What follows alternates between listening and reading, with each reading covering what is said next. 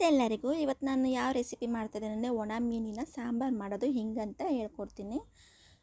ಹೆಂಗಂತ ತೋರಿಸ್ತೀನಿ ಬನ್ನಿ. ನಾನು ಒಣ ಮೀನು ತೊಗೊಂಡಿದ್ದೀನಿ ನೋಡಿ. ಇದು ತಲೆ ಎಲ್ಲ ಮುರ್ಕೊಂಡು ಹೊಟ್ಟೆ ಭಾಗದಲ್ಲಿ ಕಪ್ಪುದು ಇರುತ್ತೆ, ಅದೆಲ್ಲ ತಕ್ಕೋಬೇಕು.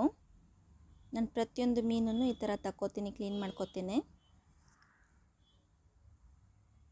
ಅದು ಕಪ್ಪುದು ಏನಂತ ಹೇಳಿದ್ರೆ ಸಮುದ್ರದಲ್ಲಿರುತ್ತಲ್ಲ, ಒಣಸಿರ್ತಾರೆ, ಅದನ್ನು ಸಣ್ಣ ಸಣ್ಣ ಮಣ್ಣುಗಳು ಇರುತ್ತೆ, ಅದನ್ನು ಹೋಗಿರುತ್ತೆ. ಮತ್ತು ಒಂದು ಬಾಣಲೆಯಲ್ಲಿ ಎಣ್ಣೆ ತೊಗೊಂಡಿದ್ದೇನೆ, ಮಸಾಲೆಗೆ ಫ್ರೈ ಮಾಡ್ಕೊಳ್ಳೋಣ. ಈರುಳ್ಳಿ ಮತ್ತು ಬೆಳ್ಳುಳ್ಳಿ ಹಾಕ್ಕೊಂಡಿದ್ದೇನೆ. ನೀವು ಜಾಸ್ತಿ ಕ್ವಾಂಟಿಟಿ ಮಾಡೋಂಗಿದ್ರೆ ಜಾಸ್ತಿ ಹಾಕೋಬೋದು, ಕಮ್ಮಿ ಕ್ವಾಂಟಿಟಿ ಮಾಡೋಂಗಿದ್ರೆ ಕಮ್ಮಿ ಹಾಕೋಬೋದು. ಚೆನ್ನಾಗಿ ಹಸಿ ವಾಸನೆ ಹೋಗೋವರೆಗೂ ಫ್ರೈ ಮಾಡ್ಕೋಬೇಕು ಈರುಳ್ಳಿ ಬೆಳ್ಳುಳ್ಳಿ. ನಾನು ಮಸಾಲೆಗೆ ಏನೇನು ಹಾಕೋತೀನಿ ಅದೆಲ್ಲ ನಾನು ಫ್ರೈ ಮಾಡ್ಕೋತೀನಿ ಇವಾಗ. ಮತ್ತು ನಾನು ಮಸಾಲೆ ಫ್ರೈ ಆದಮೇಲೆ ಇದೇ ಬಾಣಲಿಗೆ ಮೀನು ಫ್ರೈ ಮಾಡ್ಕೋತೀನಿ, ಬೇರೆ ಬಾಣಲಿಯಲ್ಲಿ ಯೂಸ್ ಮಾಡಲ್ಲ. ಇದೇ ಬಾಣಲಿಯಲ್ಲಿ ಮೀನು ಫ್ರೈ ಮಾಡ್ಕೋತೀನಿ. ತುಂಬ ಅಂದರೆ ತುಂಬ ರುಚಿಯಾಗಿರುತ್ತೆ. ಜೀರಿಗೆ 1 ಸ್ಪೂನ್ ಹಾಕ್ಕೊಂಡಿದ್ದೇನೆ. ಇದು ಹುಳಿ ಸಾರಲ್ವ, ಅದಕ್ಕೆ ಮೇನು ಜೀರಿಗೆ ಹುಣಸೆಹಣ್ಣು ಇರಬೇಕು. ಚೆನ್ನಾಗಿ ಎಣ್ಣೆದಲ್ಲಿ ಫ್ರೈ ಮಾಡ್ಕೊಳ್ಳೋಣ. ಈ ಥರ ನೀವು ಎಣ್ಣೆದಲ್ಲಿ ಫ್ರೈ ಮಾಡಿದ್ರೆ ತುಂಬ ಟೇಸ್ಟ್ ಬರುತ್ತೆ. ತೆಂಗಿನಕಾಯಿ ಹಾಕ್ಕೊಂಡಿದ್ದೀನಿ, ಇದು ಆಪ್ಷನಲ್ಲು, ನೀವು ಹಾಕ್ಕೊಂಡಿಲ್ಲ ಅಂದರೆ ಸ್ಕಿಪ್ ಮಾಡ್ಬೋದು.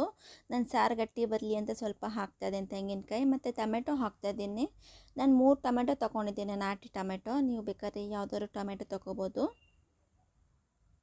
ನಾವು ಹುಣಸೆಹಣ್ಣೆ ಜಾಸ್ತಿ ಹಾಕ್ತೀವಿ ಅನ್ನೋರು ಟೊಮೆಟೊನ ಒಂದಾದರೂ ಹಾಕ್ಬೋದು, ಇಲ್ಲಾಂದರೆ ಸ್ಕಿಪ್ ಮಾಡ್ಬೋದು.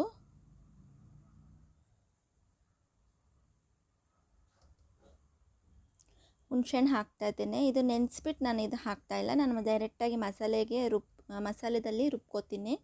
ಹುಣಸೆಹಣ್ಣು ಚೆನ್ನಾಗಿ ಫ್ರೈ ಮಾಡ್ಕೋಬೇಕು. ಇದನ್ನು ನಾವೇನೇನು ಹಾಕ್ತೀವಿ ಎಲ್ಲನೂ ಎಣ್ಣೆದಲ್ಲಿ ಹಾಕ್ಕೊಂಡು ಫ್ರೈ ಮಾಡ್ಕೋಬೇಕು. ಆವಾಗ ಹಸಿ ವಾಸನೆ ಹೋಗುತ್ತೆ. ಟೇಸ್ಟ್ ಕೂಡ ಸಾಂಬಾರ್ದು ಟೇಸ್ಟ್ ಕೂಡ ತುಂಬ ಅಂದರೆ ತುಂಬ ರುಚಿ ಬರುತ್ತೆ. ಮುದ್ದೆ ಅನ್ನಗೆ ತುಂಬ ಅಂದರೆ ತುಂಬ ರುಚಿ ಬರುತ್ತೆ. ನೋಡಿ, ಮಿಕ್ಸಿಗೆ ಬರ್ತೀನಿ ನಾನು. ಕೊತ್ತಂಬರಿ ಸೊಪ್ಪು ಹಾಕ್ಕೋತಿದ್ದೀನಿ ನಾನು. ಕೊತ್ತಂಬರಿ ಸೊಪ್ಪು ನಾನು ಎಣ್ಣೆದಲ್ಲಿ ಫ್ರೈ ಮಾಡ್ಕೊಂಡಿಲ್ಲ, ಹಾಗೆ ಹಸಿದು ಹಾಕ್ಕೋತಾ ಇದ್ದೇನೆ.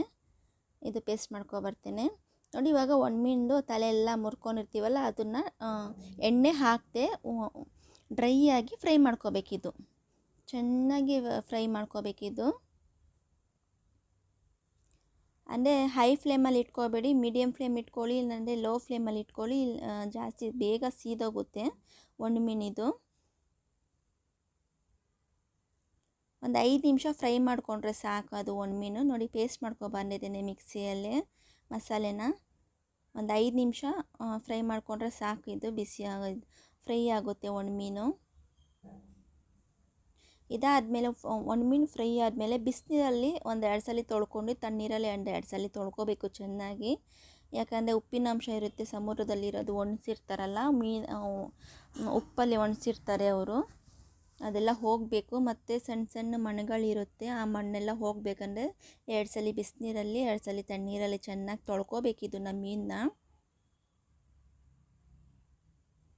ನೋಡಿ, ಇವಾಗ ಆಗಿದೆ, ಇದು ಫ್ರೈ ಆಗಿದೆ. ಇದು ಬಿಸಿನೀರು ಇಟ್ಕೋತಿದ್ದೇನೆ ತೊಳಿಯೋಕ್ಕೆ.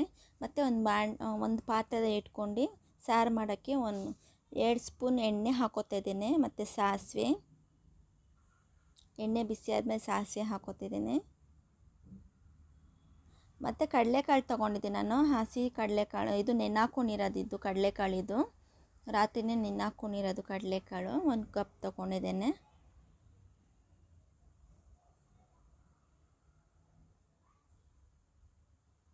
ಎಣ್ಣೆದಲ್ಲಿ ಫ್ರೈ ಆಗಬೇಕಿದು.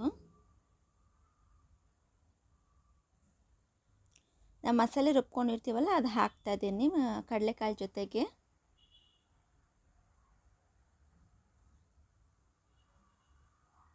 ಇವಾಗಲೂ ಒಂದು 2-3 ನಿಮಿಷ ನಾನು ಫ್ರೈ ಮಾಡ್ಕೋತೀನಿ ಮಸಾಲೆ ಮತ್ತು ಕಡಲೆಕಾಳು. ಇವಾಗ ನೀವು ಕರಿಬೇವಿನ ಸೊಪ್ಪು ಈರುಳ್ಳಿ ಹಾಕಂಗಿದ್ರೆ ಹಾಕ್ಬೋದು, ನಾನು ಸ್ಕಿಪ್ ಮಾಡ್ತಾಯಿದ್ದೀನಿ. ಇದು ಸಾಂಬಾರು ಪುಡಿ ಧನಿಯಾ ಪುಡಿ ಮಿಕ್ಸ್ ಮಾಡಿ ಹಾಕ್ತಾಯಿದ್ದೀನಿ. ಸಾಂಬಾರು ಪುಡಿ 1 ಸ್ಪೂನು, ಧನಿಯಾ ಪುಡಿ 1 ಸ್ಪೂನ್ ಮಿಕ್ಸ್ ಮಾಡಿದ್ದೀನಿ. ಮತ್ತು ಅರಿಶಿನ ಹಾಕ್ತಾಯಿದ್ದೀನಿ 1/4 ಟೀ ಸ್ಪೂನು. ರುಚಿಗೆ ಉಪ್ಪು ಇವಾಗಲೇ ಹಾಕ್ತಾಯಿದ್ದೀನಿ ನಾನು.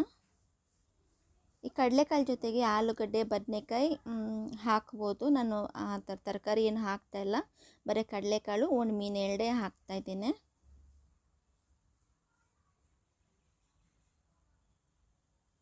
ಕೆಲವರು ಧನಿಯಾ ಪುಡಿ ಚಿಲ್ಲಿ ಪೌಡ್ರು ಹಾಕ್ತಾರೆ, ಹಂಗೂ ಚೆನ್ನಾಗಿರುತ್ತೆ.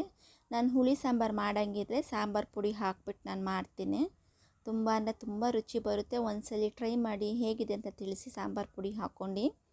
ನೋಡಿ, ನಾವು ಮಸಾಲೆ ರುಬ್ಕೊಂಡಿರ್ತೀವಲ್ಲ ಅದೇ ಮಿಕ್ಸಿ ಜಾರ್ಗೆ ಸ್ವಲ್ಪ ನೀರು ಹಾಕ್ಕೊತಾ ಇದ್ದೇನೆ. ಇದಕ್ಕೆ ಲಿಡ್ ಕ್ಲೋಸ್ ಮಾಡೋಣ. ಕಡಲೆಕಾಳು ಇಕ್ಕೊಳ್ಳೋಣ.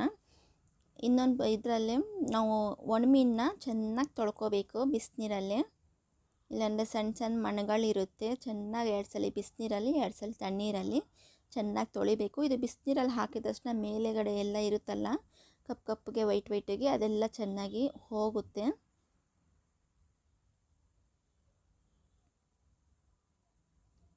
ಇದೆಲ್ಲ ಆಟೋಮೆಟಿಕ್ ಹೋಗ್ಬಿಡುತ್ತೆ ಬಿಸಿನೀರಿಗೆ ಹಾಕಿದ ತಕ್ಷಣ. ಇದು ಕೆಲವ್ರು ಏನು ಮಾಡ್ತಾರೆ, ಚಾಕುದಲ್ಲೆಲ್ಲ ಕೆರೀತಾರೆ. ಇದು ಬಿಸಿನೀರಲ್ಲಿ ಹಾಕಿದ ತಕ್ಷಣ ಆಟೋಮೆಟಿಕ್ ಹೋಗ್ಬಿಡುತ್ತೆ. ನೋಡಿ, ಚೆನ್ನಾಗಿ ಕುದೀತಾ ಇದೆ. ಅದು ನಾನು ಒಣಮೀನನ್ನ ತೊಳ್ಕೊಂಡಿದ್ದೀನಿ ಚೆನ್ನಾಗಿ 4 ಸಲ. ಒಣಮೀನನ್ನ ಇವಾಗ ಹಾಕ್ಕೊಳ್ಳೋಣ.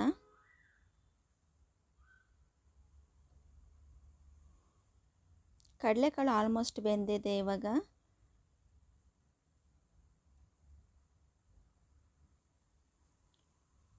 ಒಣಮೀನು ಹಾಕೋತಿದ್ದೀನಿ. ಒಣಮೀನು ಹಾಕೋದ್ಮೇಲೆ 7-8 ನಿಮಿಷ ಸಾಕು. ಅದು ಚೆನ್ನಾಗಿ ಕುದಿಸ್ಕೊಳ್ಳೋಣ.